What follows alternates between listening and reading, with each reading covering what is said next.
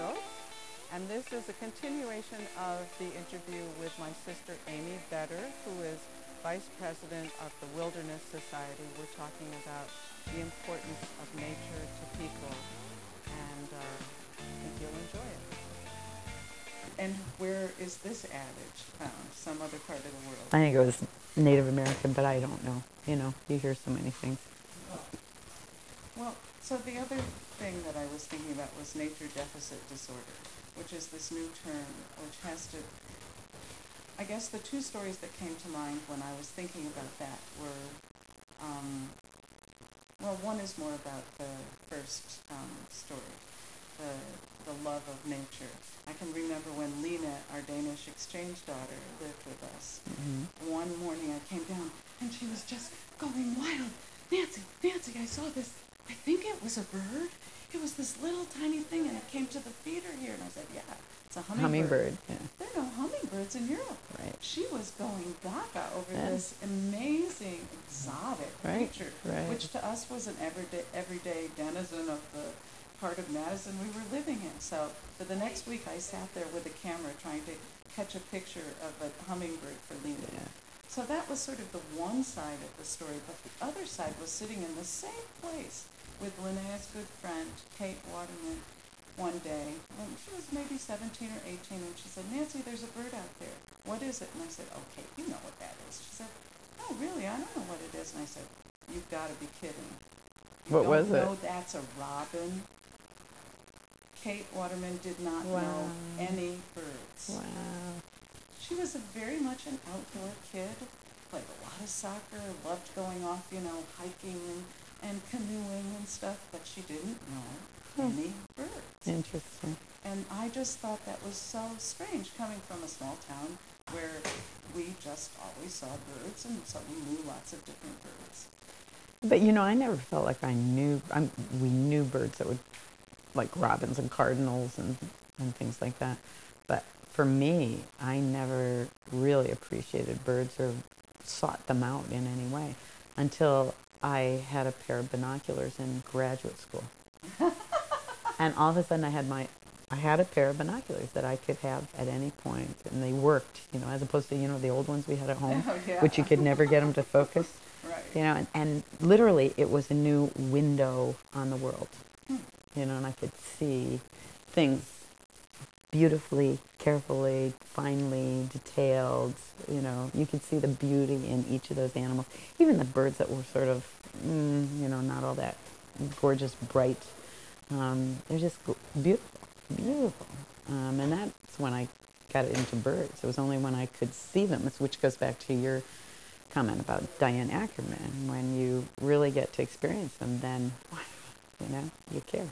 I think that's true for me, too, when I started looking for the warblers in the spring. They were so small that you needed binoculars. Oh, yeah. And then I started realizing, I could see all the birds better with binoculars. Yeah. Huh, interesting. Yeah, and birds were fine, but they weren't anything special to me until and also it probably was combined with being able to see them and getting to know them, because I was actually taking a course where I was learning each species and behavior and things like that. And so all of a sudden it wasn't just seeing them, but it was in depth. It was not much deeper knowledge. But the big turning point was being able to see them. No question. But let's go back to your story of the three Rwandans who took out to see the gorillas.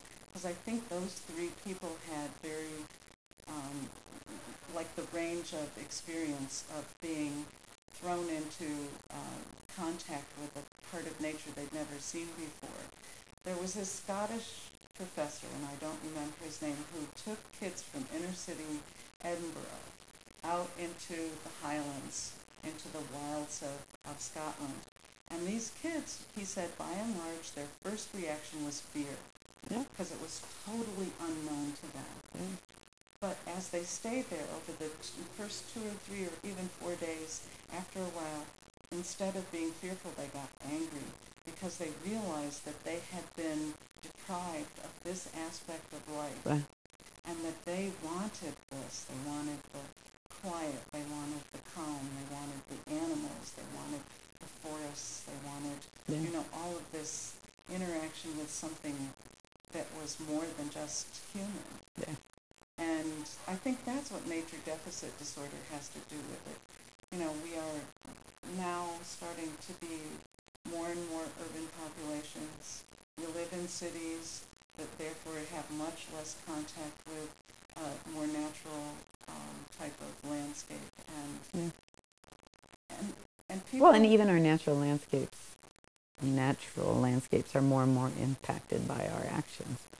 So, but I do think that that's a big issue these days, and that's really important that we find ways for people to, and make it acceptable socially as well as easier physically for people to get out in wild places and experience it. And it doesn't have to be in the deepest wilderness. It doesn't have to be off in the middle of Africa. It doesn't have to be on the highest mountaintops in the U.S., but to experience some of that nature. And I think it does make a huge difference on people's outlook on the world, to know that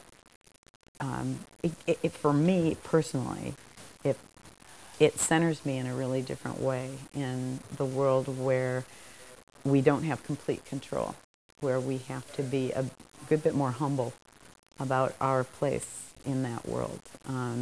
And, we get the impression that we can control so much, and that we do control so much, and that we control our destiny in all those ways. In so many ways, I fundamentally think we don't. We just have that impression in many ways. And we do have it more and more control as we go on, but that control is turning into some pretty nasty futures as well. Yeah. And that, to be humbled some by the fact that, we don't control this world, I think is really important. And that there are forces out there that are bigger than us.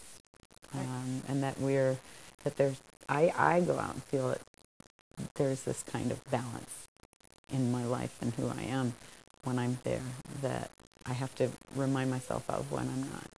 And I think that's important. I think it's important for people throughout the world to have some of that.